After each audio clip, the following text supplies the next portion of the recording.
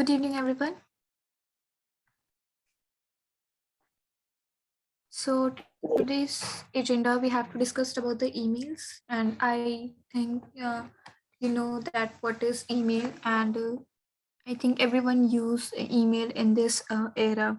Despite the popularity of instant messaging apps like social media, email remains to be the most medium of formal communication. We can see that, especially for the organizations and the companies.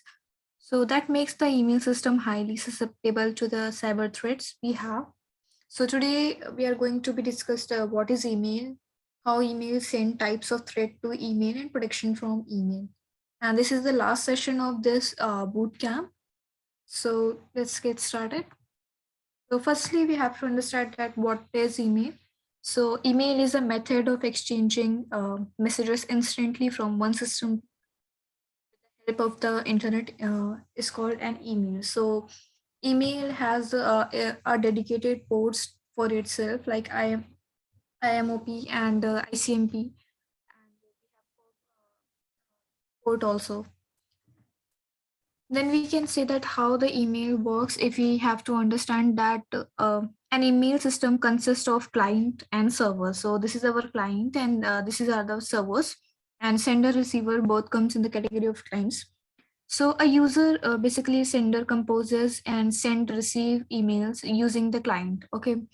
So what happens is that after the user sends an email, so the message gets encrypted and broken down into smaller pieces. Okay. Then those pieces get transferred via the network over the email server. Then the server then delivers the encrypted message over the internet. Okay. Now finally, what happens is that the receiver's email server picks up the message by searching for addressing that which address matches the client's address, and thus to keep the email safe, the client server as well as the you can say internal network infrastructure must all be secure. So that's how the email get received by the recipient after when it matches the IP address of the client, then it will join all the small broken pieces of the email and decrypt it and then send to the recipient. Okay. So what are the threats that we are dealing with in today's email system? If we can see, so basically, the first threat we have is that social engineering and spoofing. So, social engineering is defined as a method of research and persuasion that is a basis of spam, phishing, and spear phishing scams, and that are spread by email. So, it can involve the use of malware also. And in the previous last second session, we have seen that how social engineering works. Basically, two persons are there, and one just started to build a relationship of a trust, and then he will ask him credentials or send him some type of files that can compromise the system. Okay. So hackers use social engineering, rely on earning the victim's trust to steal data, information, and money. So according to the data from a Verizon, and Verizon is a company in IT sector, about 22% of data breaches cases involve social engineering. So it's a huge percentage that hackers usually use social engineering and spoofing for, you can say, email, which give its share in the email threads. Okay. So spoofing is also a method used in connection with other type of cyber crimes, including social engineering. So spoofing involves creating a false data and information that appear legitimate, such as an email address. So spoofing we had when the hackers send us any type of email, like you have to see this, or you can download this movie, and when you click that attachment, you will get malware downloaded. So okay, so that formatting of the email, we can say that it's a, spoofing method that the downloader will see as a legitimate site or a legitimate you can say email that he had downloaded. Okay. So frauds that impersonate brands such as Netflix, Apple, Microsoft, and Samsung, for example, use spoofing. So we have the next is one spam. So basically, spam is one of the threats on our list because it's an old acquaintance of everyone. who has an email account. So spam is an unwanted message that generally advertisers must see products or services. At least they contain these sentences. Okay, if you go in your Gmail section, you will find a section name is spam. Sometimes some of the emails get filtered by your email vendor by itself if they find those email content or attachment is suspicious, or sometimes if the email sender is not legitimate to you, it get filtered by it. Okay, so spam is something when you receive any sort of a message and it contains some type of a attachment which contains the sentences like this is the offer, you have to click it, or you can share it for win the lottery, and you can must see, or these type of sentences were contained in the spam.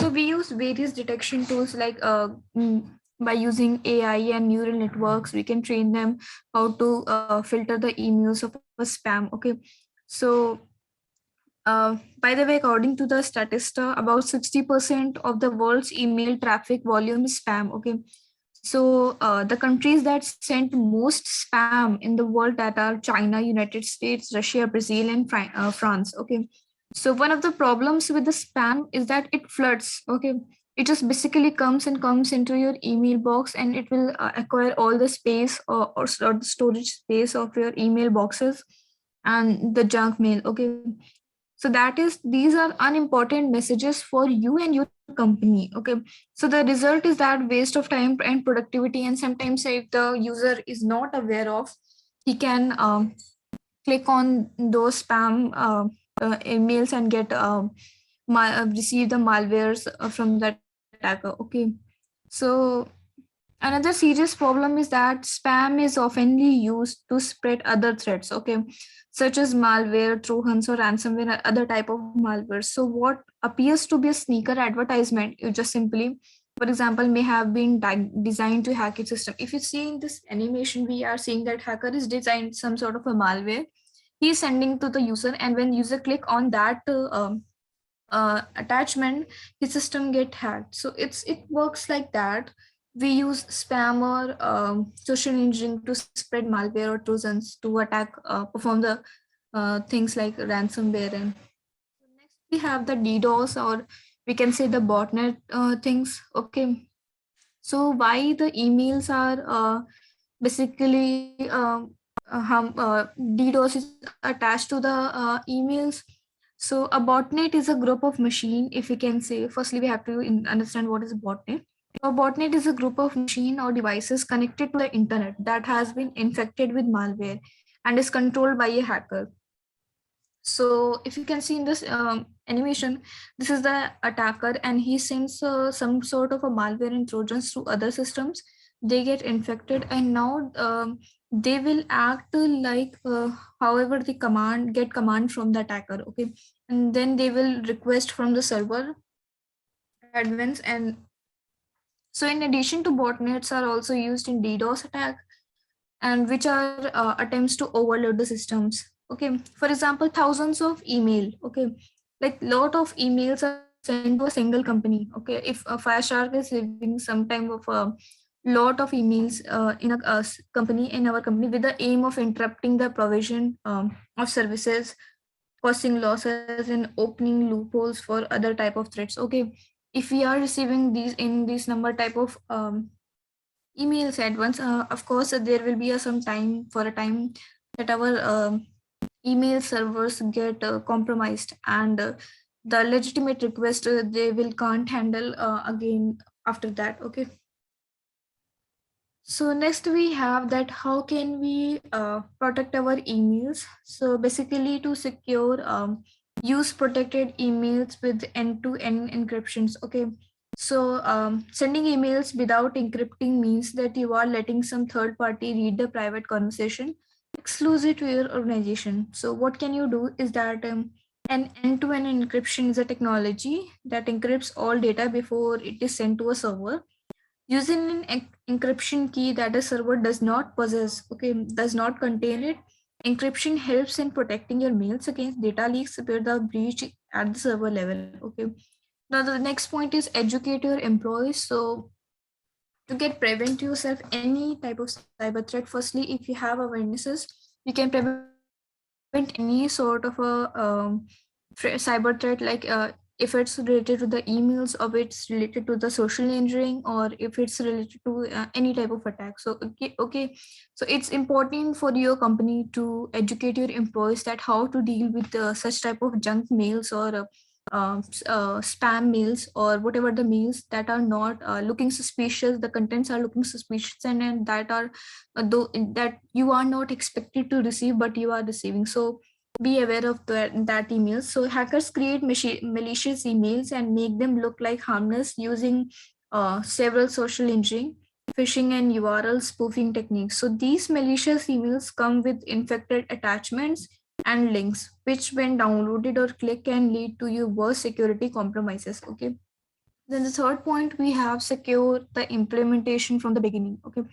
So try to spotting spam emails at a source level, and before they reach employees' mailbox, we have some. We can apply some of the best spam filtering algorithms. Like you all have received the emails from FireShark organization. Okay, I'm sure. And have you ever see that any type of a spam mail or unwanted emails you have been received in your company's mail? Have anyone received those type of mails in the spam box or junk mail, like that you are not expected other than the company's employees? Have you noticed that thing in your email systems? Amarpreet or Smriti, did you ever notice that there are some type of emails that you are not expected and they comes into your spam emails Yes, ma'am. I in received. Fireshark No, email? ma'am, not in FireShark. Okay. On other. So because it's happening because we use some type of a certain filtering methods in the Fireshark organization for the email protection and our company's business protection, business information protection. We use a good filtering algorithms that can check with a high level of encryption and authentication standards, such as sender policy framework, domain key identifier, before sending or forwarding emails. So these initial filterings can save you from several type of email attacks itself. Okay. Then we have the third point is that securing the implementation. Securing the implementation from the beginning, we have discussed it. Okay, then we have the fourth point is that password management. So by mandating initial security requirements for the passwords, employees set such as password using uppercase and lowercase letters, special character, etc. Like all, sometimes you have been already see yourself that there are some sort of password policies before you can make the passwords. Okay, and we have discussed this point in the password attack session also, that you can use the password manager to just basically remember the long passwords. And because you have to create a complicated password that can comprise of small letters and big letters and alphabets and alphanumeric alphabets. Okay, so it's the password, a good password, you can say a first line of defense of your personal informations. Okay, so it's very important to always maintain a good password. And the next thing is, do not download suspicious email attachments. So basically, with the emails, or if we see in the phishing attacks, or if we are receiving some type of spoofing attacks, and or even botnets. So most of the hackers use the email for spreading the malwares to make other systems in the network as a botnet for them, so they can perform the DDoS attack. So these type of attacks, when a attacker tries to execute, and they usually use emails, mainly the first preference of their email, because they can format a good content email, and they can send you the attachments in the malware. Because email is something that is you can download it from the browsers in your system, and when you execute or open, if that email contains image virus in itself or the PDF viruses, so it will spread in your system. And so because if you ever receive like any suspicious email attachment or anything that is like we have seen the red flags of the um, email attachments in the social engineering sessions, like